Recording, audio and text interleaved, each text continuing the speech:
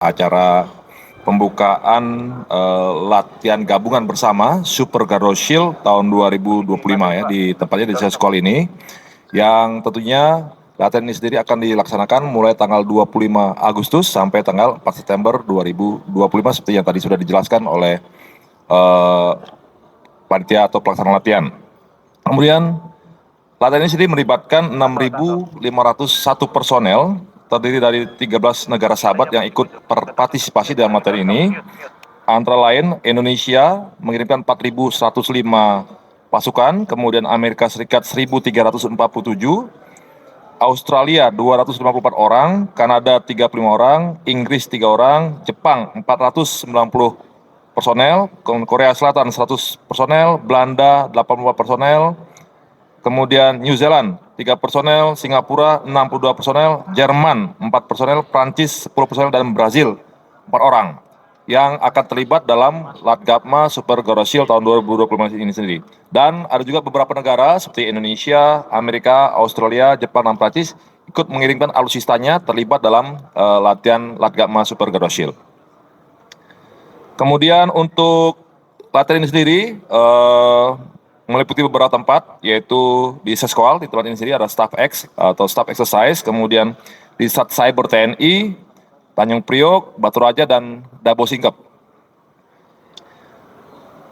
Dan dalam latihan ini sendiri terdiri ada 22 orang observer dari 12 negara, yaitu Brazil, Kanada, Prancis, Belanda, Inggris, Jerman, Selandia Baru, Papua Nugini, Kamboja, India, Timur Leste, dan Malaysia.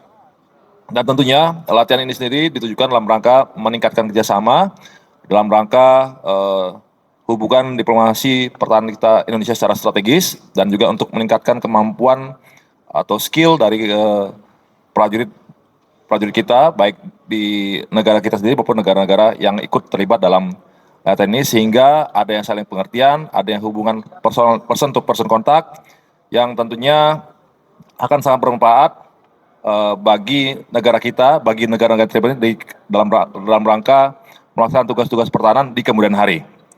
Latihan Garuda Shield ini atau Super Garuda Shield ini bermula dari Garuda Shield.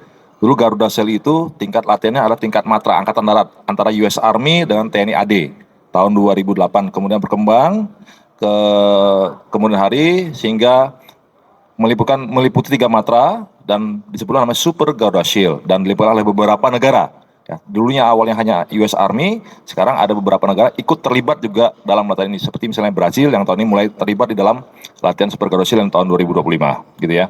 Dan tidak untuk kemungkinan misalnya di kemudian hari yang di masa yang akan datang, kita juga membuka bagi negara-negara lain untuk terlibat dalam latihan ini. Yaitu tentunya berdasarkan keputusan antara pembicaraan antara